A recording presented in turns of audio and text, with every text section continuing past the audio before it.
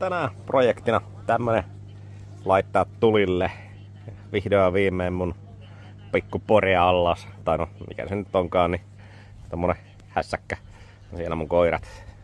Vau. Sitten mä tein tänään, no niin, väistäpäs pikkusen. Niin, mä tein tommoset, no ne on nyt pikkusen kastunut tuolla talven aikaa, mutta mä sain tosta noin vihdoin ja viimein kuorittua noi systeemit, eli niistä tulee mulle jakkarat. Ja sit mulla on tohon noin tommonen väkerretty tommonen grillihässäkkä ja tohon alle niin kun tohon tyyliin.